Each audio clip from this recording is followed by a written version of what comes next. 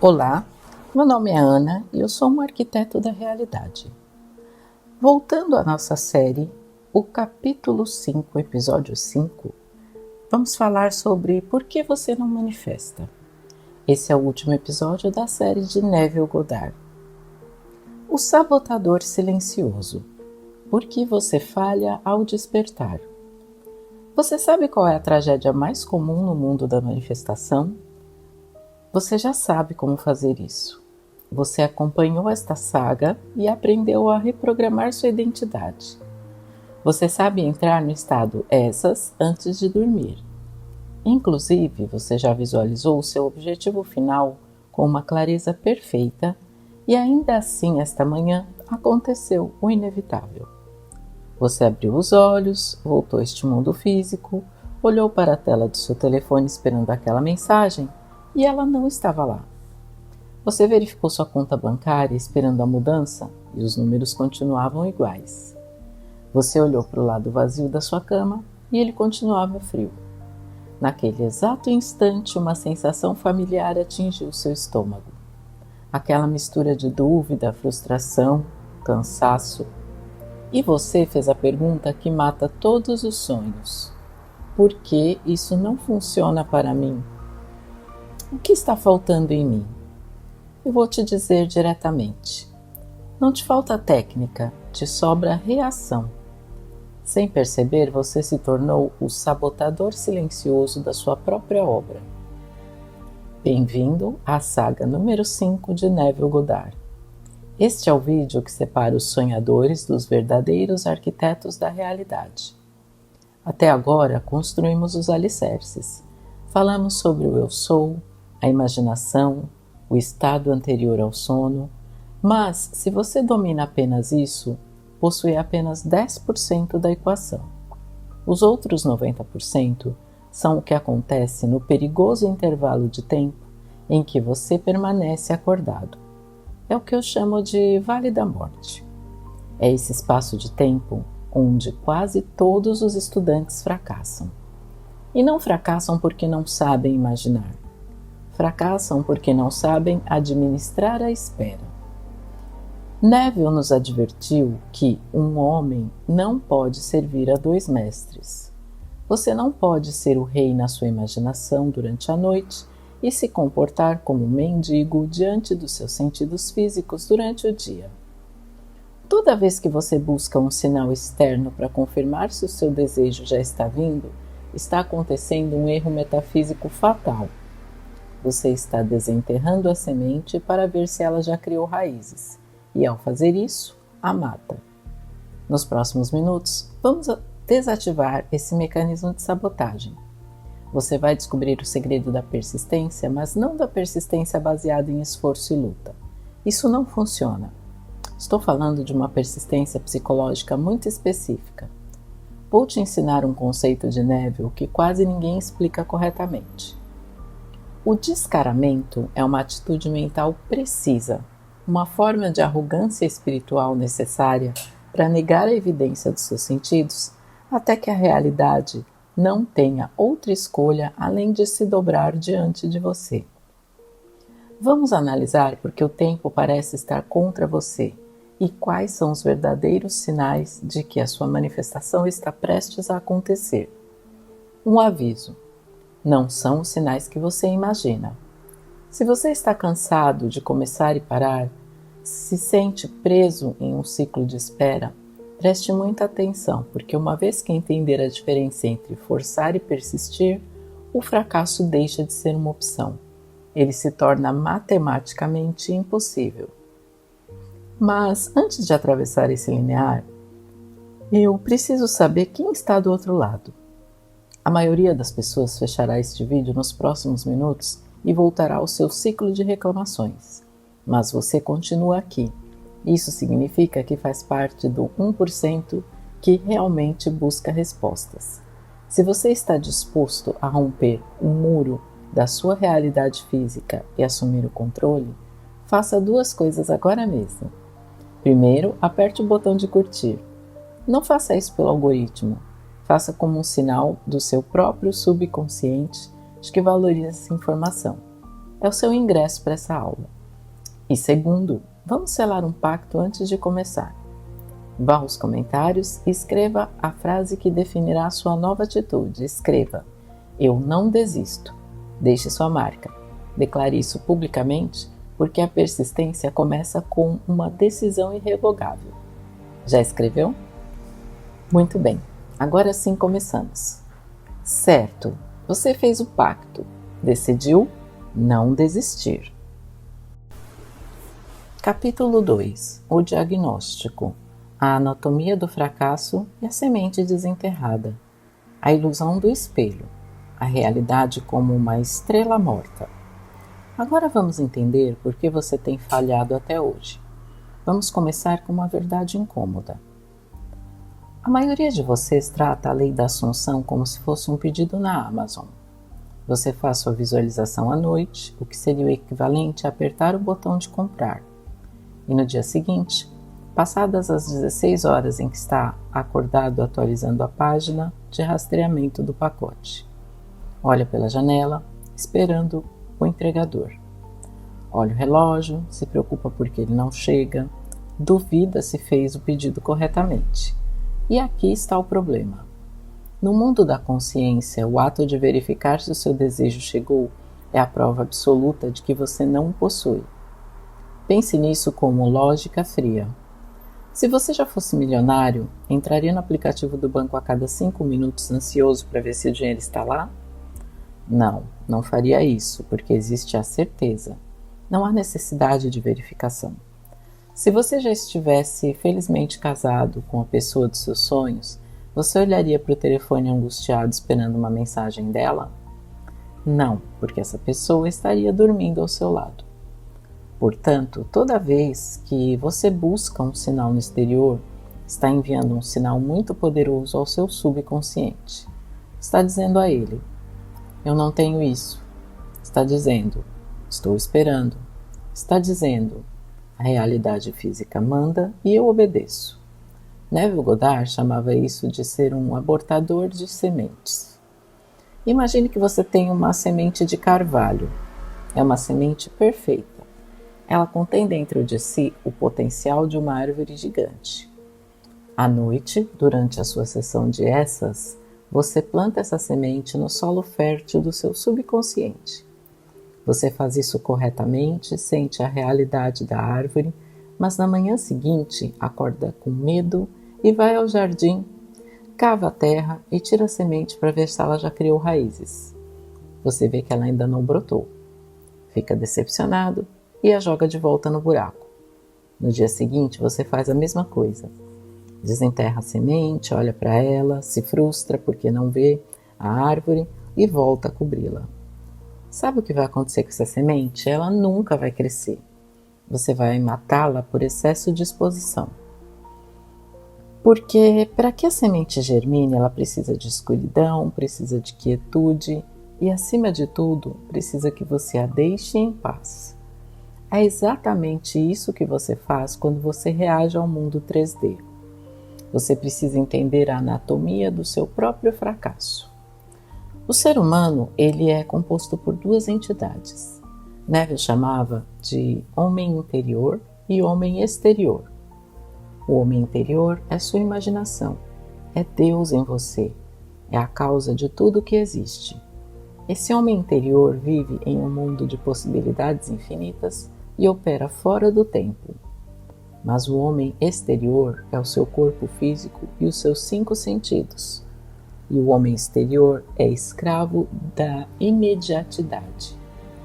Seus olhos, seus ouvidos, suas mãos foram projetados para a sobrevivência, não para a criação. Seus sentidos estão programados para informar aquilo que já existe, não o que vai existir.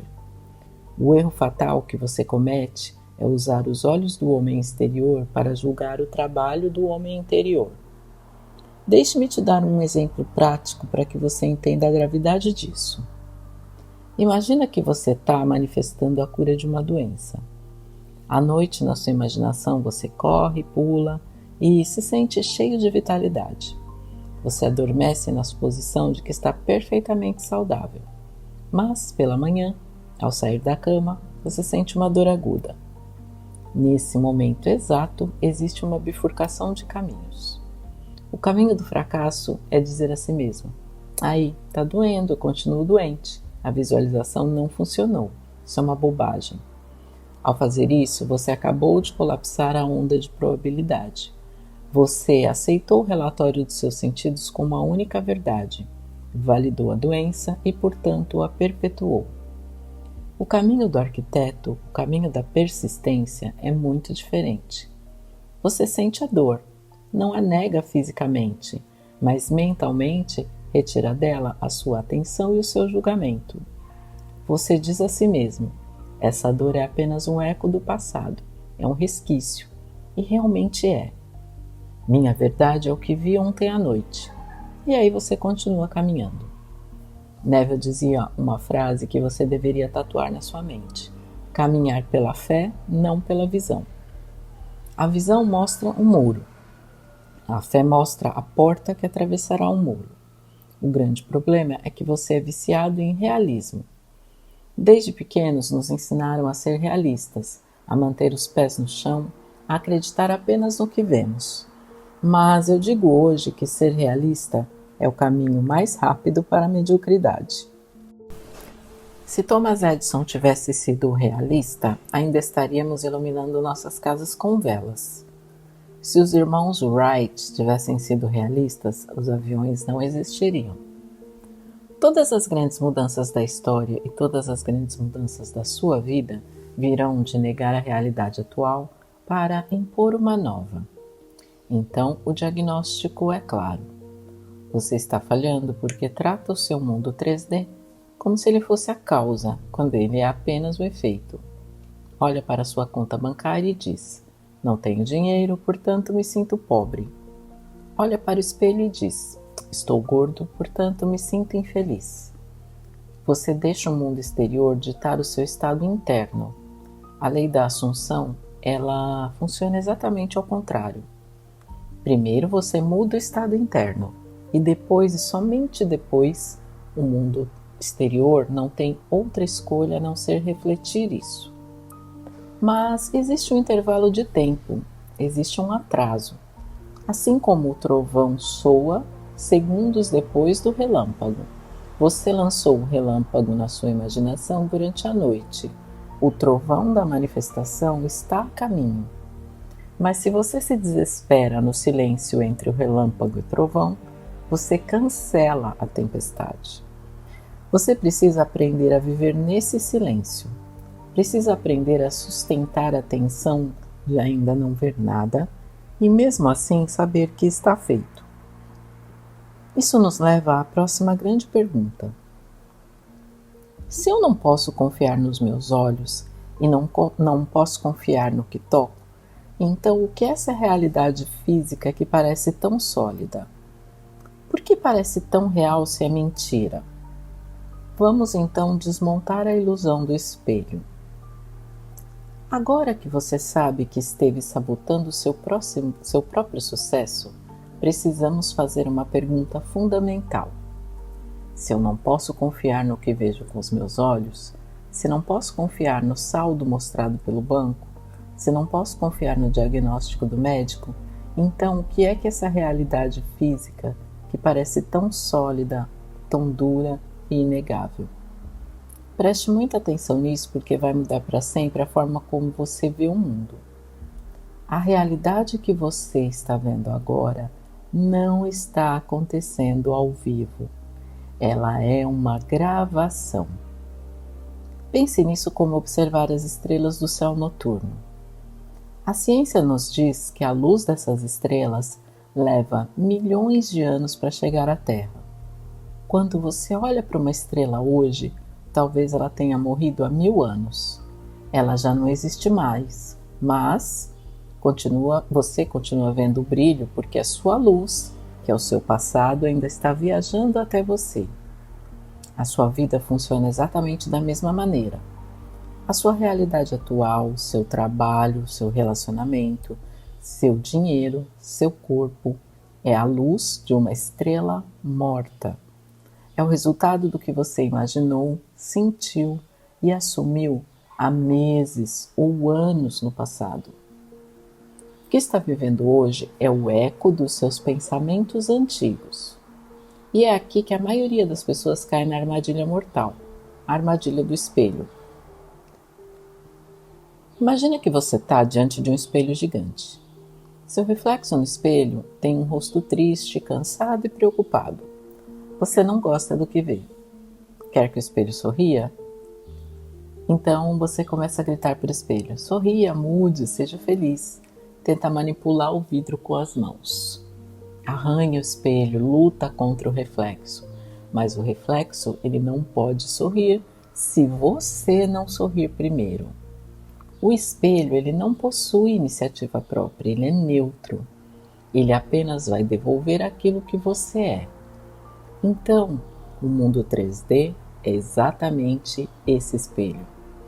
Quando você acorda pela manhã e vê que não tem dinheiro, está vendo o reflexo da sua consciência de pobreza do passado.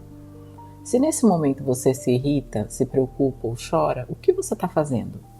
Você está franzindo a testa diante do espelho. E o espelho, obrigado por uma lei inquebrável, devolve mais motivos para que amanhã você esteja irritado, preocupado e triste. Você entra em um ciclo infinito. Reage ao espelho, reage ao reflexo e ao reagir, perpetua a imagem. Cria a mesma coisa repetidamente. Essa é a roda de hamster do sofrimento humano.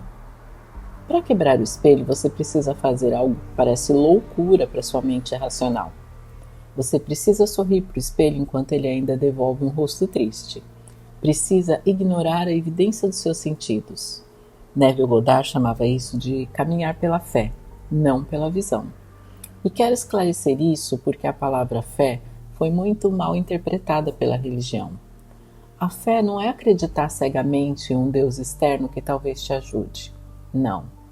Na lei da Assunção, a fé é lealdade à sua realidade invisível. A fé é saber que aquilo que você imaginou é um fato real, mesmo que seus olhos físicos ainda não possam ver. Imagina que você comprou um sofá pela internet. Você já o pagou. Tem o recibo no seu e-mail. O sofá é seu, é legalmente sua propriedade, mas ainda não chegou à sua casa. Se alguém vier à sua casa e vir o espaço vazio, dirá: ei, você não tem um sofá? Você vai responder: claro que eu tenho, já comprei, ele está a caminho. Para mim, ele já está aqui. Você não vai começar a chorar porque a sala está vazia. Você não vai ligar para a loja gritando a cada 5 minutos. Você tem certeza. Isso é fé, certeza da posse antes da aparição. Mas claro, aqui chega o desafio brutal. É fácil ter fé com um sofá, mas é muito difícil ter fé quando o que falta é dinheiro para comer, ou a saúde de um ente querido, ou o amor da sua vida. Quando a realidade dá um tapa na sua cara, os seus sentidos gritam. A dor física é real, as contas são reais, a solidão parece real. Como se espera que você ignore isso? Como pode dizer à sua mente que é rico quando estão cortando a sua luz? Isso não é auto-engano? Isso não é loucura? Neville nos diria: sim, é loucura para o mundo, mas é a única sanidade para o arquiteto. Você deve entender que o tempo é um filtro. A realidade física sempre chega com um atraso. O atraso da luz de uma estrela que já morreu no passado, mas que você ainda consegue ver brilhando no céu. Se você hoje decide mudar, se você faz a sua sessão essas e assume que é abundante, amanhã provavelmente você ainda verá pobreza. Por quê? Porque você está recebendo o eco dos pensamentos da semana passada. A luz da estrela que já morreu, lembra? É a fumaça de um fogo que você já apagou. O fogo da pobreza já não existe mais na sua mente. Você já o apagou. Mas a fumaça leva um tempo para se dissipar do ambiente. A maioria das pessoas vê a fumaça, se assusta e reacende o fogo. Diz: olha, ainda tem fumaça, isso não funciona. E ao colocar sua atenção na fumaça, reacende o fogo. Seu trabalho, arquiteto, seu único trabalho é prender a respiração no meio da fumaça. Só isso. Saber que a fumaça ela é um resíduo, que ela é temporária. Saber que matematicamente, se o fogo está apagado, a fumaça necessariamente vai desaparecer. Não tenta lutar com a fumaça das mãos. Não tenta mudar as pessoas da sua vida à força. Não tenta manipular circunstâncias internas. Deixe-as ser. Deixe-as morrer. São cadáveres de um passado que já não te pertence mais. Você precisa desenvolver uma indiferença divina em relação ao presente. Precisa caminhar pelo seu dia como um ator que está em um palco. Se o cenário cair, se os outros atores errarem, você continua o seu papel. Não sai do personagem porque você sabe algo que eles não sabem. Você sabe que o roteiro já foi reescrito ontem à noite e que é apenas uma questão de tempo até o palco mudar para coincidir com um novo roteiro. Mas isso nos leva ao ponto mais crítico. Tudo bem, você entende a teoria. Entende que o mundo é um espelho e um eco. Mas como você mantém esse sorriso diante do espelho quando está esperando há meses? Como evitar que a ansiedade te devore por dentro quando o tempo passa e nada muda? Aqui que entra a diferença entre forçar e persistir. Eu garanto que você tem feito isso da maneira errada. Você tem usado força bruta, pensando que isso era persistência, e isso está de fato te esgotando. Vamos aprender a persistir sem esforço. Capítulo 3. Persistir versus forçar. A metáfora do restaurante. Chegamos ao núcleo do problema. Eu sei como você se sente nesse momento. Você pode estar cansado e mentalmente exausto. Passou dias, semanas ou meses fazendo suas visualizações, repetindo afirmações até ficar sem voz, tentando controlar cada pensamento negativo que atravessa sua mente como se fosse um segurança paranoico de boate. Você sente que a manifestação é um trabalho duro. Sente que está empurrando uma pedra gigante montanha acima e diz para você mesmo: tenho que me esforçar mais. Se não está chegando é porque não visualizei o suficiente. Vou fazer isso com mais intensidade. Vou fazer por mais tempo. Pare agora mesmo. Esse esforço é exatamente o que está te separando do seu desejo. Existe uma diferença abismal entre persistir e forçar. E a maioria de vocês está forçando achando que está persistindo. Vamos definir isso com precisão cirúrgica. Forçar nasce do medo. Forçar é a reação desesperada de alguém que, no fundo, acredita que não tem nada. Quando você repete a sua cena 100 vezes por dia com ansiedade, não está criando, você está implorando. Toda vez que você tenta fazer algo acontecer no mundo físico, através da força mental, está operando a partir da carência, e a lei sempre devolve mais daquilo que você é, não daquilo que você quer, daquilo que você deseja. Se você é esforço, a lei te dará mais luta. Persistir, por outro lado, nasce da certeza. Persistir não é uma ação física, é uma lealdade silenciosa a uma verdade invisível. Vou te explicar isso com uma metáfora do restaurante. Eu quero que você tente visualizar essa cena. Ela é muito didática. Você entra num restaurante de luxo, se senta em uma mesa elegante, o garçom vem e você pede o seu prato favorito. Digamos, um filé ao molho de pimenta. O garçom anota o pedido, concorda com a cabeça e vai para a cozinha. O que você faz nesse momento? Você levanta correndo da cadeira e vai até a cozinha gritar com o chefe? Você pergunta a cada 30 segundos se ele tem certeza que entendeu o pedido? Você tenta cozinhar o prato você mesmo, porque você não confia no chefe? Não, você permanece sentado, bebe sua taça de vinho, conversa com quem está com você, aproveita o ambiente, porque você sabe que o pedido já foi feito. Sabe que na cozinha existe uma equipe de profissionais trabalhando para você. Você ainda não viu o filé, não sente o cheiro dele, mas você sabe com absoluta certeza que o filé está a caminho. Você não se preocupa em como o chefe vai preparar o seu filé. Você não se preocupa com o momento exato em que será servido, porque você sabe que levará o tempo necessário. Isso é persistir. Persistir é permanecer sentado à mesa, bebendo seu vinho, em um estado de expectativa confiante. No entanto, o que você faz com seus desejos é se comportar como um cliente neurótico. Você faz seu pedido à noite, sua sessão de essas, mas 5 minutos depois você entra em pânico. Começa a pensar: ai, se o garçom esqueceu. Ai, se não tiver carne. Nossa, e se demorar demais eu morrer de fome? Aí você começa a forçar. Faz o mesmo pedido 10 vezes. Fica tenso, olha obsessivamente para a porta da cozinha. Sabe o que acontece quando você faz isso? Você atrapalha o chefe, cria caos e muito provavelmente atrasa o pedido ou acaba sendo expulso do restaurante. Neville Goddard nos ensinou o princípio do esforço mínimo. Ele dizia: a assunção de um desejo realizado deve ser sem esforço. Por quê? Porque você não se esforça para ser quem você é. Pensa nisso. Você se esforça para ser o seu nome? Você se esforça para saber que você tem olhos? Não, você tem. Você se esforça para saber que está ouvindo esse áudio agora? Não. Você simplesmente ouve. É natural.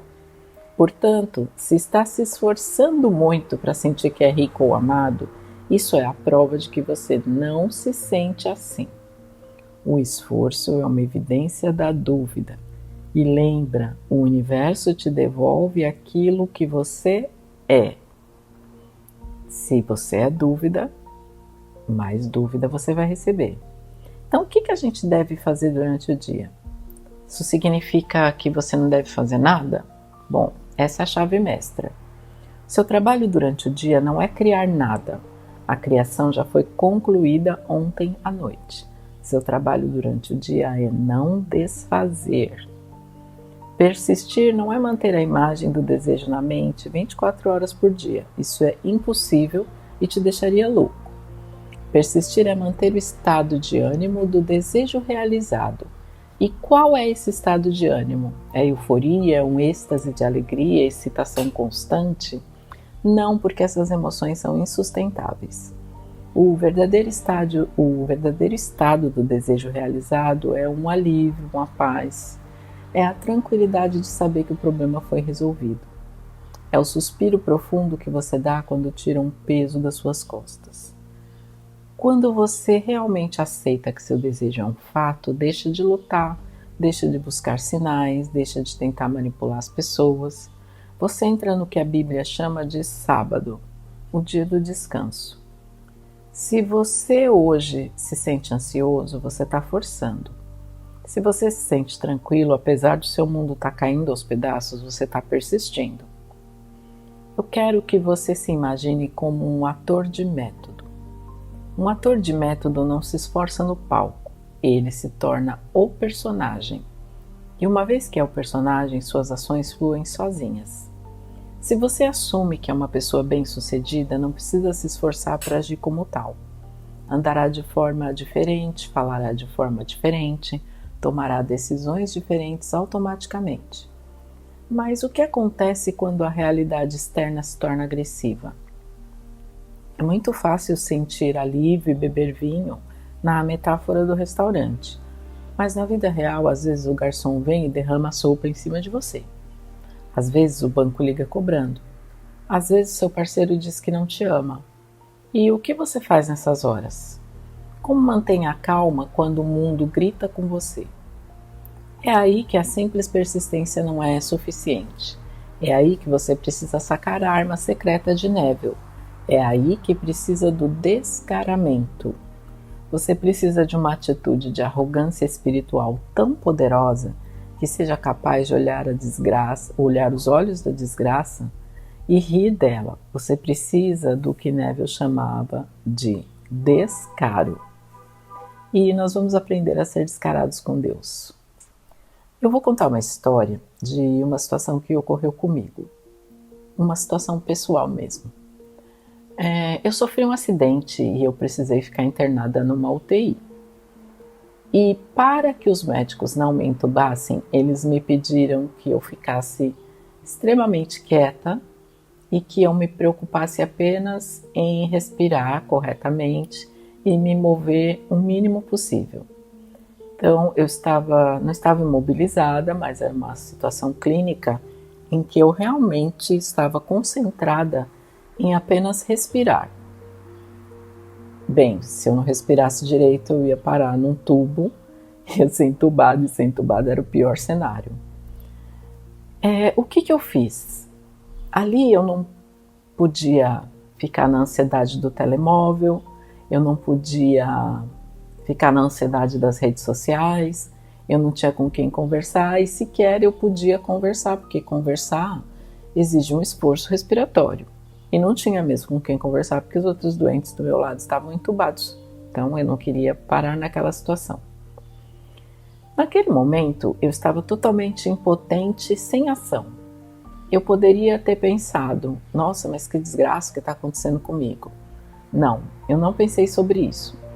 Eu apenas pensei, tem coisas na minha vida que eu não quero mais. E a partir desse momento que eu estou num leito de hospital, eu quero tirar essas coisas da minha vida e quero que venham coisas novas. E ali, naquele estado, que era praticamente um estado meditativo, eu comecei a imaginar que eu, uma pessoa que a vida inteira trabalhou presencial, queria trabalhar remoto. E eu tinha uma escrivaninha no meu quarto, mas não tinha uma cadeira específica. E tinha um computador, que era meu notebook, que estava ali. Só que eu me imaginei sentada nessa mesma escrivaninha e dessa vez trabalhando com duas telas. Tinha duas telas, mais ou menos de tamanho médio na minha frente, e tinha uma cadeira branca. E eu sentada na cadeira, teclado na minha frente, um headphone na minha cabeça e eu trabalhando online, olhando para aquelas duas telas. Foi isso que eu imaginei para o meu futuro. Eu não quero mais ser uma funcionária que trabalha presencial. Quando eu sair daqui, eu quero trabalhar remoto. E simplesmente fiquei naquele estado meditativo e depois soltei, né? Esqueci. Bem, quando eu saí do hospital, eu comecei a me mover para procurar vagas de trabalho remoto. A primeira que eu encontrei, eu trabalhava no meu notebook e era assim um pouco desgastante, existia um pouco de pressão no trabalho. Como eu já falo inglês, isso me facilitou e me abriu alguns caminhos. Então eu comecei a aplicar para outras vagas, até que apareceu uma outra vaga que eu teria que falar inglês, teria que conversar em inglês com pessoas do mundo todo e teria que aprender a lidar com o sistema que estava em inglês, mas eu tinha uma certa insegurança ainda em falar inglês, especialmente pensando, será que eu sei o suficiente? Será que tudo aquilo que eu estudei, será que eu não estou enferrujada? Bom, eu falei, seja o que Deus quiser, é isso. E aí apliquei para a vaga, passei no processo seletivo, mas detalhe, eu tinha me esquecido do que eu tinha criado quando eu estava no leito do hospital. Bem, passei, apliquei para a vaga, fui contratada pela empresa e quando chegou o computador que a empresa me forneceu, eram duas telas. Eu nem me lembrava, juro que eu não me lembrava do que eu tinha pedido lá atrás. Passaram-se alguns meses e eu continuei trabalhando, fui aprovada no período de experiência e continuei, fui me desenvolvendo no trabalho, tudo muito bem, deu certo, até que um dia eu consegui recurso para comprar uma nova cadeira.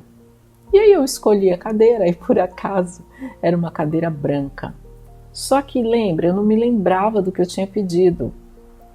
O dia que a cadeira chegou, eu coloquei a cadeira na frente da minha escrivaninha, olhei para aquelas duas telas e quando eu me sentei na cadeira, eu tive um flash exatamente de quando eu estava deitada no leito de hospital, quieta, me preocupando apenas em respirar, com aquele catéter de oxigênio no nariz, olhando e projetando o meu futuro, no qual eu disse que eu não queria mais ser uma funcionária que trabalha presencial.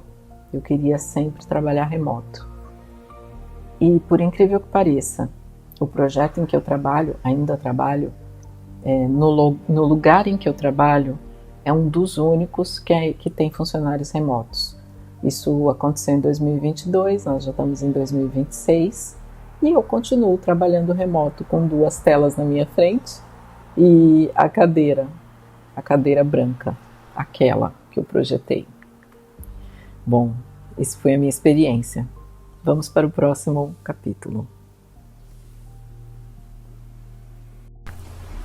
Capítulo 4. O descaramento.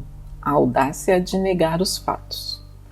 Até agora falamos sobre manter a calma, sobre sentar-se no restaurante e esperar o seu pedido com classe. Mas sejamos honestos. Existem momentos na vida em que a calma não parece ser suficiente. Existem momentos em que o mundo 3D não apenas faz você esperar, mas fecha a porta na sua cara. Você é demitido do trabalho, recebe um processo judicial, a pessoa que te ama te bloqueia, o diagnóstico médico piora. Vocês lembram que eu contei a minha história ali de quando eu estava na UTI? Só que naquele momento eu acho que eu não tinha nem energia para ficar ansiosa ou para ficar desesperada ou para ficar agitada. Então, era um momento assim muito difícil, acho que foi um dos momentos mais difíceis da minha vida. Bom, nesses momentos ser passivo às vezes não funciona, né? Você precisa sacar a arma nuclear de Neville Goddard. Você precisa utilizar o que ele chamava de descaro. Ele dizia brazen impudence. Em português, podemos traduzir mesmo como descaramento, audácia ou ousadia. Ali no hospital, eu não tinha outra alternativa senão imaginar que as coisas iam melhorar, porque o pior já estava diante dos meus olhos, né? Que era a morte dentro de uma UTI numa situação clínica tão grave. Bom, o descaro ele é possivelmente o ensinamento mais radical de toda a lei da Assunção. O Neville nos diz que para manifestar grandes mudanças não basta ter fé, você precisa ser espiritualmente arrogante. O que isso significa? Significa ter a audácia de olhar para os fatos inegáveis da sua vida e chamá-los de mentira. Significa que quando o banco diz você não tem nada, você responde, sou rico. Significa que quando o médico diz é incurável, você responde, estou saudável. Significa que quando o mundo diz você está sozinho, você responde, sou amado. Para a mente racional, isso é loucura, é negação, é delírio. Mas para a mente espiritual, isso é a afirmação de sua soberania. Neville usava frequentemente uma parábola da Bíblia para explicar isso. A parábola do amigo que bate à meia-noite. Imagina a cena, é meia-noite. Um homem vai até a casa de um amigo e bate à porta pedindo pão. O amigo do lado de dentro grita, não me incomoda, a porta está fechada, meus filhos estão dormindo, não posso me levantar.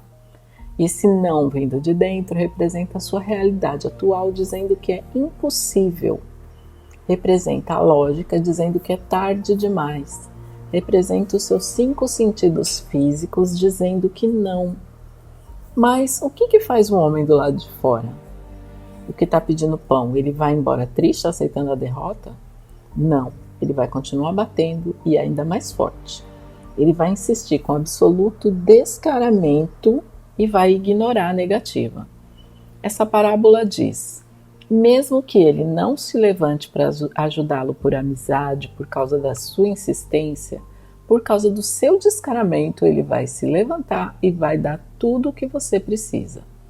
Escuta isso.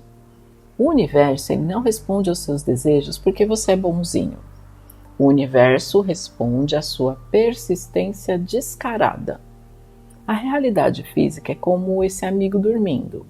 No começo ele vai dizer não, vai pôr obstáculos, vai falar que é tarde, que você não tem recursos, que não está preparado.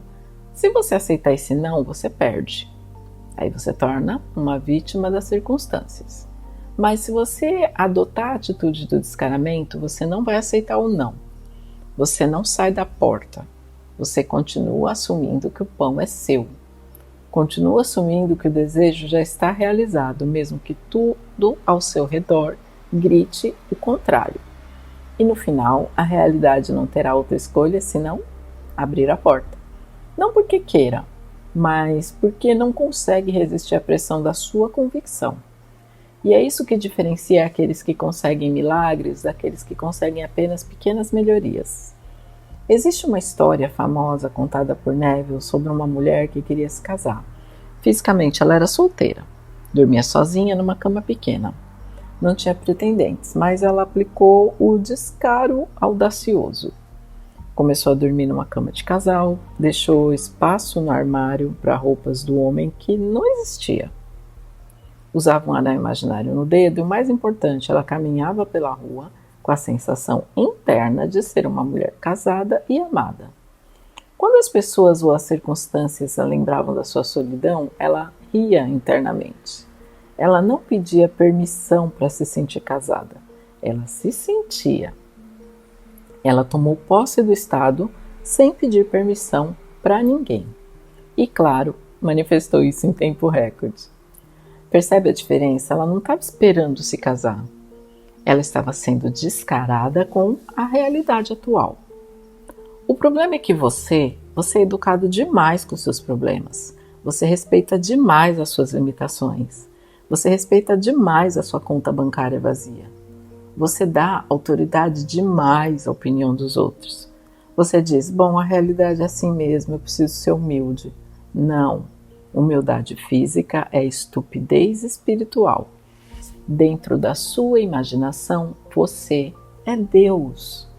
Desde quando Deus pede permissão às suas criações? Você precisa perder o respeito pelos seus problemas. Você precisa olhar para eles de cima. Você precisa tratá-los como irrelevantes, como sombras passageiras que não têm poder sobre você. Isso não significa de forma alguma ser arrogante com as pessoas, ser mal educado com o garçom, com seu chefe ou com seu parceiro. Seja gentil fora, mas seja um ditador implacável por dentro. No seu diálogo interno, não aceite sequer uma frase de derrota. E se somente disser isso não vai funcionar, você responde com um descaramento audacioso. Cala a boca que isso já funcionou. Se o mundo mostrar uma conta atrasada, você responde com um descaramento absoluto. Isso é temporário. Essa situação já está resolvida porque meu suprimento ele é infinito. É uma guerra psicológica em que você é o comandante. Neville falava sobre a pérola de grande valor. Na Bíblia, um mercador vende tudo o que possui para comprar essa pérola. O que isso significa? Significa que para obter o seu desejo, que é a pérola, você precisa vender todas as suas crenças e as suas limitações atuais. Você não pode ficar com a pérola e com o vitimismo ao mesmo tempo. Você não pode ficar com a pérola e com a lógica racional ao mesmo tempo. Você precisa vender tudo. Precisa se esvaziar dos seus medos para se preencher com o seu desejo. Então, a partir de hoje, eu quero que você pratique o descaramento. Coloca sua coroa invisível. Caminha pela rua como se você fosse o dono da cidade. Entre em lojas que você não pode pagar e sinta que tudo ali é seu. Olha para as pessoas de quem você gosta e sinta que ela já ama você. Não busca confirmação. Confirmação é para inseguros. A assunção é para os reis. Agora eu sei o que você está pensando. Você diz, tudo bem, eu entendi o descaramento e vou aplicar isso. Mas por quanto tempo eu preciso manter essa atitude? Eu tenho que ser descarado um dia, um mês, 10 anos? Por que algumas coisas se manifestam em 24 horas e outras levam anos? Existe alguma maneira de acelerar isso? Bom, vamos falar sobre o mistério mais frustrante de todos. Vamos falar sobre os intervalos de tempo. Chegamos à pergunta que atormenta todos os estudantes da lei: quando? Se eu já assumi isso, se eu já fui descarado, se eu já senti a realidade do meu desejo, por que ainda não está aqui? Quanto tempo eu preciso esperar? Uma semana, um mês, um ano? Bom, escuta bem. A impaciência é a febre da dúvida. Se você pergunta quando, na verdade você está dizendo: não acredito que vai chegar. Neville Goddard explicava isso com uma clareza biológica esmagadora. Ele dizia que a manifestação não é mágica, é um processo natural, e como todo processo natural, possui seu próprio intervalo de tempo. Observa a natureza. Se você plantar uma semente de cenoura, leva algumas semanas para crescer. Se uma ovelha está grávida, leva 5 meses para dar à luz. Se um ser humano engravida, leva 42 semanas. Se um elefante engravida, leva quase 2 anos. Cada semente possui seu próprio tempo de gestação, e os seus desejos são sementes espirituais. O problema é que você quer que um elefante nasça no tempo de uma cenoura, e isso é violar a natureza do desejo. Quando você faz sua sessão de ESAs, você consegue sentir que o desejo é real naquele exato momento que acontece a concepção. Você está espiritualmente grávido. Agora, visualize uma mulher grávida. Se você é mulher e já teve um filho, vai ficar até mais fácil. A mulher sabe que ela está grávida. O médico confirmou, ela não vê o bebê, não pode tocá-lo. Você a vê preocupada todas as manhãs perguntando se o bebê ainda está ali? Você a vê tentando tirar o bebê depois de 2 meses porque já esperou o suficiente? Não. Ela espera com alegria, prepara o quarto, compra roupas. Ela sabe que é inevitável. Sabe que o bebê vai nascer.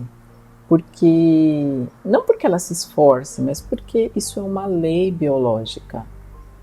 Um ser humano fica no máximo 42 semanas dentro do ventre materno. Entre 38 e 42 ele já está pronto para vir à vida, para vir ao mundo real. Você tem que tratar o seu desejo exatamente da mesma forma. Se você fez corretamente o trabalho na imaginação, o desejo já foi concebido. Agora, ele precisa passar pela sua ponte de incidentes para se densificar nesse mundo 3D. Se você tentar acelerar isso, você provoca um aborto. A ansiedade é um abortivo espiritual. O Neville dizia: se demorar, espere, porque certamente virá. Não tardará. Parece uma contradição, né? Mas não é. Significa que, embora o seu ego pareça demorado, ele vai chegar no momento exato e necessário para nascer perfeito. Então, o que dizer dos sinais? Muitos de vocês vivem obcecados procurando um sinal de que está vindo. Vem 11 no relógio e se emocionam. Vê uma pena branca e pensa que é o universo falando com você. Vem o nome de uma pessoa específica em uma placa e diz: é um sinal. Bom, eu vou ser um pouco dura com você agora, mas é pro seu bem. Cuidado com esses sinais, tá? Porque na maioria das vezes isso não é uma manifestação se aproximando. É o seu sistema reticular ativado. É o seu cérebro filtrando aquilo que te obsessiona. Se você fica obcecado com um Fiat 500 vermelho, você só vai ver Fiat 500 vermelhos por toda parte. Uma mulher grávida, ela parece que ela tem um detector de grávidas. Por causa do estado dela, e isso eu digo por experiência própria, ela começa a ver grávidas em todo lugar. Isso não significa que alguém vai te dar um Fiat 500. Significa que você está obcecado. Buscar sinais externos compulsivamente é outra forma de dizer: eu não tenho isso. Lembre-se da mulher grávida. Ela não procura sinais de que está grávida, mesmo que a barriga não apareça, mesmo que a criança ainda não esteja mexendo, porque demora para a criança começar a mexer. Ela sente isso dentro dela. Então, qual que é o verdadeiro sinal? Existe alguma forma de saber que você está prestes a manifestar?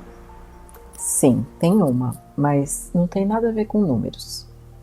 O único sinal verdadeiro de que a sua manifestação iminente, que a sua manifestação está iminente, é a naturalidade. É quando você deixa de sentir ansiedade, quando você pensa no seu desejo e já não sente borboletas no estômago, nem euforia, nem desespero. Você sente que aquilo é normal. Você sente como talvez que aquilo nem te importasse mais. O Neville dizia: sentimento do desejo realizado é natural.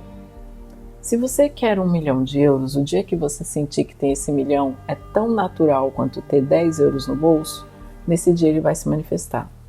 Enquanto parecer algo grande, distante ou inacreditável, continuará mantendo isso longe, porque coisas grandes não cabem em um autoconceito pequeno. Então o sinal definitivo é quando você se pega esquecendo de fazer a técnica para manifestar. Não porque você desistiu, mas porque você já se sente completo. É como quando você come até ficar satisfeito. Você para de pensar em comida. Já não procura comida, você está saciado. Essa saciedade espiritual, esse já não preciso pedir mais, é o sinal de que o parto está próximo. Quando chegar, eu te garanto uma coisa: chegará da forma mais natural possível. Tão natural que provavelmente você dirá: isso ia acontecer de qualquer jeito. Tão natural que vai parecer uma coincidência lógica. Não espere que o céu se abra e um anjo desça do céu com um cheque. Neville dizia que Deus se move através de caminhos naturais. Você encontrará um velho amigo, vai receber uma proposta de negócio, você vai ser demitido do trabalho para ser empurrado para o próximo. Tudo vai parecer uma cadeia de acontecimentos naturais. Mas você, o arquiteto, saberá que foi você quem moveu os fios na escuridão da sua mente. Portanto, a sua tarefa durante o intervalo de tempo é simples. Não olhe para o relógio. Não procure o 11:11. Não analise os comos nem os quandos. Apenas mantenha a gestação. Alimente o bebê com sua fé. Proteja-o das dúvidas e deixe-o crescer. Mas eu te aviso sobre algo. Pouco antes do nascimento, às vezes o processo se torna caótico. Às vezes, para construir um prédio novo, precisa demolir o antigo com explosivos. É possível que pouco antes do seu grande sucesso, tudo pareça dar errado. É possível que você perca coisas, que existam crises, mas não se assuste, isso não é o fim. Isso é a ponte de incidentes. Vamos ver como atravessar o caos final. Antes de irmos para o último bloco, eu vou te dar um aviso vital. Dissemos que a manifestação é uma gravidez, mas o nascimento de uma nova realidade às vezes é violento. Neville Goddard chamava a sequência de eventos que levam você ao seu desejo de ponte de incidentes. Você conhece o final, já o viveu na sua imaginação, mas você não conhece os meios. Você não sabe o que precisa acontecer para que aquele final chegue. E é aqui que as pessoas entram em pânico. Imagina que você manifestou um trabalho novo, maravilhoso, onde você ganha o triplo. E você faz o seu ESAS, sente a realidade, tudo perfeito. De repente, amanhã de manhã, seu chefe atual te demite aos gritos. Sua mente racional, o homem exterior, gritará: desastre, a lei falhou, eu estou pior do que antes. Mas o arquiteto, o homem interior, sorrirá, porque ele sabe que essa demissão não é uma desgraça. Ela é o primeiro tijolo caindo na ponte de incidentes. Para que você pudesse entrar no novo trabalho, precisaria sair do antigo. E como você não tinha coragem de pedir demissão, seu eu superior criou uma demissão para empurrar você. Às vezes, para construir um palácio, primeiro é preciso demolir o barraco que existia no terreno. Essa demolição faz barulho, levanta poeira, parece o caos, mas é um caos organizado. Então, se nos próximos dias sua vida parecer balançar, não trema, não interfira e não julgue as aparências. Esse é o sinal de que a estrutura da realidade está se reorganizando para acomodar o seu desejo. Caminhe pela ponte com fé cega, sabendo que cada passo, inclusive aqueles que parecem passos para trás, estão levando você matematicamente ao seu destino. Capítulo 5. O encerramento, sua nova identidade e o pacto final. Hoje você aprendeu que o inimigo não está fora. Você aprendeu que a ansiedade é falta de fé, que esforço é evidência de dúvida e que você tem o direito divino de ser ousado e negar as evidências dos seus sentidos. A persistência não é lutar. Persistência é a lealdade silenciosa e inabalável à sua visão. É manter a vela acesa no meio do furacão, sabendo que o vento não pode apagá-la se você não permitir. Se você chegou até este minuto do vídeo, eu quero agradecer. Nós vivemos um mundo de atenção fragmentada, onde ninguém consegue manter o foco por mais de 15 segundos. O fato de você ter dedicado quase 1 hora para estudar sua própria mente coloca você automaticamente no 1% da população. Você já tem o conhecimento, agora falta a prática. Se esse conteúdo ressoou com você, se você sente que encontrou o seu lugar, inscreva-se agora mesmo no canal. Nós não somos um canal de entretenimento, somos uma escola de arquitetos. Ative o sino porque na próxima semana continuaremos decodificando a realidade. E lembre-se do pacto que fizemos no começo. Se ainda não fez isso, vá agora aos comentários e escreva: eu não desisto. Que isso fique gravado em pedra digital. Vá lá para fora. Ignore o espelho, seja ousado e reivindique aquilo que é seu por direito de consciência. E eu encerro essa série de Neville com as palavras do mestre. Não há nada para mudar, exceto o nosso conceito sobre nós mesmos. Eu sou a Ana e esse é o canal Eu Sou Arquiteto da Realidade.